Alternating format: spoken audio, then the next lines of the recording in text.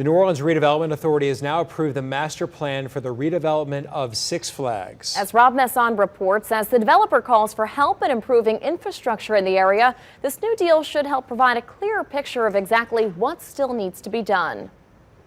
It is a plan far more ambitious than the original amusement park built more than 25 years ago. I think that should have been redeveloped a long time ago.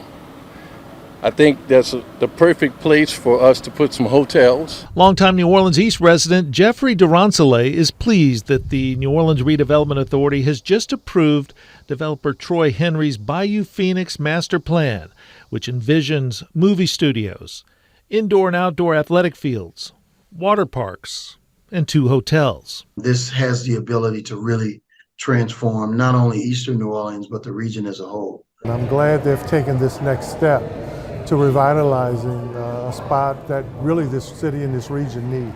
This project won't be cheap. The master plan calls for repair and repaving of Michoud Boulevard, along with pumping stations, lighting, and water hookups.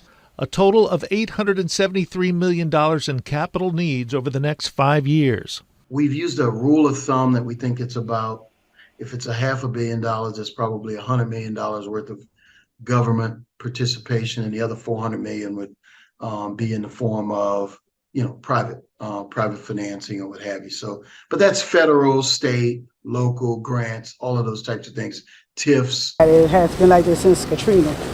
No one has stepped up to do anything about it.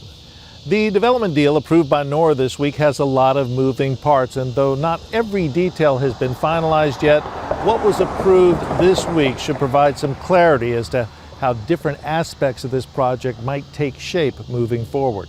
No one would invest. It's hard to get investors, or it's hard to get partners to put up money or to raise money unless you have access to the property. 3 months ago, Councilmember Oliver Thomas called for the city to provide $10 to $15 million to help prepare the site for redevelopment. It was a natural request, and guess what? It wasn't my idea. It was the idea of someone within the administration who said, hey man, we're going to need a public-private partnership at some point. Now that NORA has approved the master plan, the developer says they still need a long-term lease to start securing tenants and refine project financial needs. We're going to probably have a discussion with them in the next few days to find out if they know the path to executing this type of agreement that we need to move forward.